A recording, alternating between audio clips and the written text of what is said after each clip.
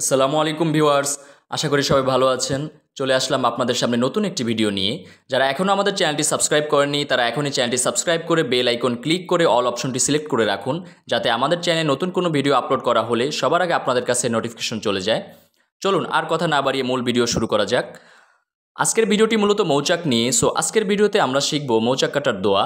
Actually আমরা ছোটবেলা থেকেই বড়দের মুখে মুখে শুনে আসছি মৌচাক কাটার বিশেষ দোয়া এবং মন্ত্রের কথা।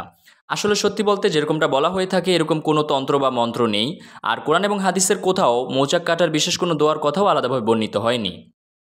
তবে শুধুমাত্র মৌমাছি থেকে নয়, সাধারণভাবে সব ধরনের বিষাক্ত পোকা মাকড় এবং সাপ বিচ্ছু থেকে নিরাপদ থাকার জন্য নির্ভরযোগ্য সূত্রে মাসনুন দোয়ার কথা বর্ণিত হয়েছে।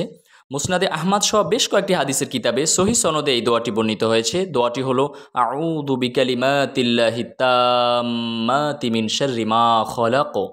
দোয়াটির অর্থ, আল্লাহ তাআলার পরিপূর্ণ কালিমা সমূহের মাধ্যমে আমি তার নিকট তার সৃষ্টির যাবতীয় ক্ষতি থেকে আশ্রয় প্রার্থনা করছি। দোয়াটি ভিডিওর শেষে দেয়া থাকবে, সেখান থেকে সবাই মুখস্থ করে নেবেন। সেই হিসেবে মৌচাক থেকে মধু সংগ্রহ করার ক্ষেত্রেও মৌমাছি পোকার কামড় থেকে নিরাপদ থাকার জন্য এই দোয়াটির উপর আমল করে পাশাপাশি আনুষঙ্গিক প্রয়োজনীয় ব্যবস্থা গ্রহণ করে নিরাপদে মৌচাক থেকে মধু সংগ্রহ করতে পারেন। ভিডিওটি এ পর্যন্তই। নতুন কোনো ভিডিওতে আবারও দেখা হবে ইনশাআল্লাহ। আল্লাহ হাফেজ।